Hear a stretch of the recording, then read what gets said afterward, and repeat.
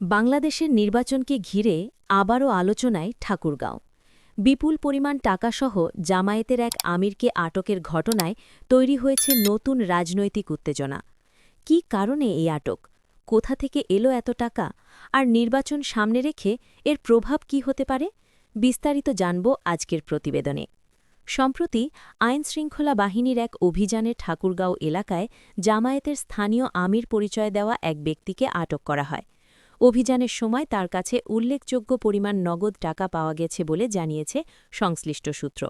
তবে এ ঘটনায় রাজনৈতিক অঙ্গনে শুরু হয়েছে নানা আলোচনা ও বিতর্ক। পুলিশের দাবি, নির্বাচনী পরিবেশ শান্ত রাখতে এবং অবৈধ অর্থ লেনদেন রোধে নিয়মিত তদারকি চলছিল। সেই অভিযানের অংশ হিসাবেই সন্দেহজনক গতিবিধির ভিত্তিতে ওই ব্যক্তিকে জিজ্ঞাসাবাদের জন্য আটক করা হয়।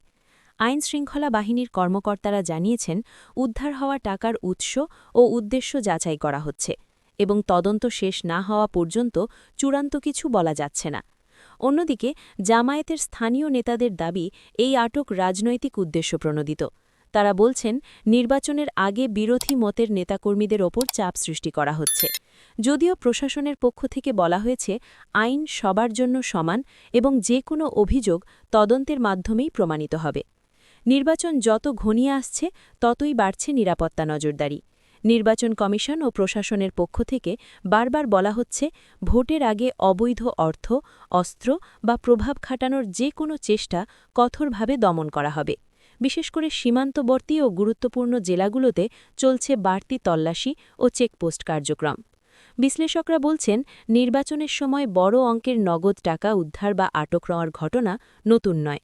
অতীতেও বিভিন্ন সময় এমন ঘটনা সামনে এসেছে, যা নিয়ে রাজনৈতিক মহলে বিতর্ক তৈরি হয়েছে। তবে প্রতিটি ঘটনার সত্যতা নির্ভর করে তদন্তের ফলাফলের উপর। এদিকে সাধারণ মানুষের মধ্যেও বিষয়টি নিয়ে কৌতূহল দেখা গেছে। সামাজিক যোগাযোগ মাধ্যমে কেউ বলছেন এটি নির্বাচনী অর্থের বিষয়, আবার কেউ বলছেন এটি শুধুই নিয়মিত আইনশৃঙ্খলা অভিযান। তবে যাচাই না করা তথ্য ছড়িয়ে না দেওয়ার আহ্বান জানিয়েছেন বিশেষজ্ঞরা। পুলিশ সূত্র জানায়, আটক ব্যক্তিকে জিজ্ঞাসাবাদ করা হচ্ছে এবং প্রয়োজনীয় আইনি প্রক্রিয়া অনুসরণ করা হবে। তদন্ত শেষে বিস্তারিত জানানো হবে বলেও জানিয়েছে তারা। অন্যদিকে রাজনৈতিক দলগুলো পরিস্থিতির ওপর নজর রাখছে এবং নির্বাচন সামনে রেখে নিজেদের অবস্থান পরিষ্কার করার চেষ্টা করছে। সব মিলিয়ে ঠাকুরগাঁওয়ের এই ঘটনাটি এখন জাতীয় পর্যায়ের আলোচনার বিষয় হয়ে দাঁড়িয়েছে। নির্বাচন যত এগোচ্ছে ততই বাড়ছে উত্তেজনা, বাড়ছে নজরদারি। শেষ পর্যন্ত তদন্তে কি বেরিয়ে আসে সেটাই এখন দেখার বিষয়। আপনারা কি ভাবছেন এই ঘটনাকে নিয়ে? কমেন্টে জানাতে পারেন আপনার মতামত। আর দেশের সর্বশেষ আপডেট পেতে সাবস্ক্রাইব করে রাখুন আমাদের চ্যানেল।